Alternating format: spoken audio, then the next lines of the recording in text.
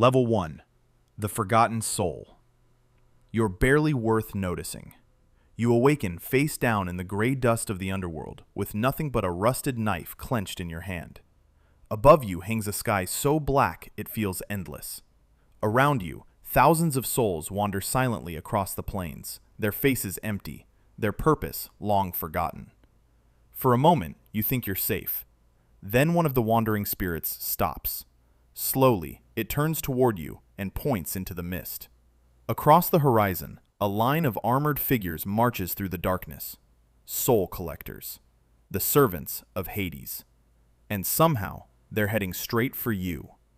You run. The strange thing is, they never chase. They never sprint. They simply walk, patiently, relentlessly, as if they know something you don't. Eventually, you stumble into a ruined shrine hidden beneath dead roots.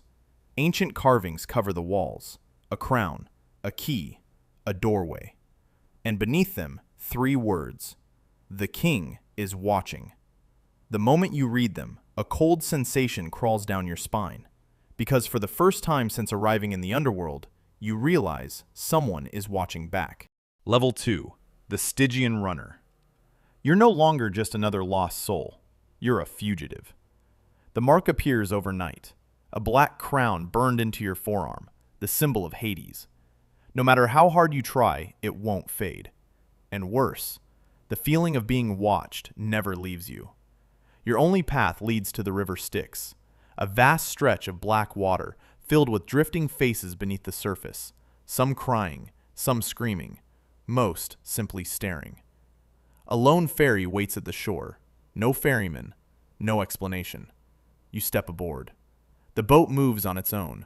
As you drift across the water, the whispers begin. At first unfamiliar, then painfully clear. Your regrets, your mistakes, every choice you wish you could undo. Then the river erupts. A massive hand rises from the depths, formed from thousands of trapped souls.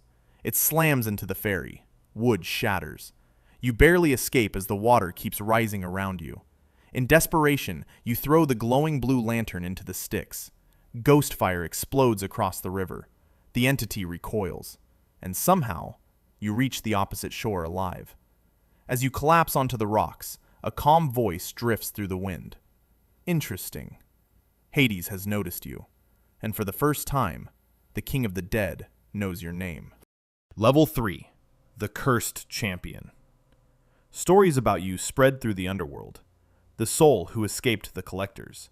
The soul who crossed the Styx. The soul who refuses to stay dead. A dangerous reputation, even among the dead. But it draws attention. The road leads you to the gates of Erebus, massive black iron towers wrapped in chains that disappear into the earth. Rumors say freedom lies beyond them. For the first time, you feel hope. Then one chain blinks, then another. The metal begins to move.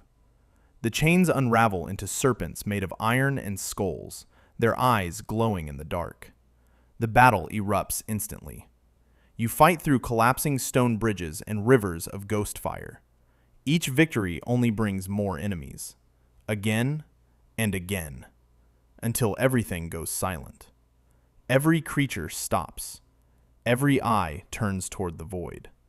Then they kneel. A voice echoes through the darkness. Why are you running? You never see him, but you feel him. Hades. The gates begin to open. Hope surges. Freedom. Escape. Light. The doors swing wide and reveal nothing. Only more underworld. Endless. Unbroken. The escape never existed. It was never meant to. Just a promise designed to break you. And somewhere in the dark, Hades laughs. Level 4. The King of the Dead. There's nowhere left to run. The moment you take the key of death, the underworld reacts. The sky darkens. The rivers freeze. Even the dead go still, as if the entire realm is holding its breath.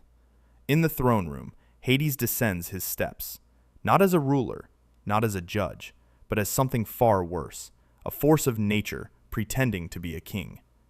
Shadows coil around him, ghost fire burns across his crown, and behind him, the souls of the underworld rise like an endless army. You strike first. It's a mistake. His spear tears through the throne room in a single motion. Stone collapses, pillars shatter, the palace itself begins to fall apart around you. The fight spreads across the underworld. Bridges, ruins, forgotten battlefields.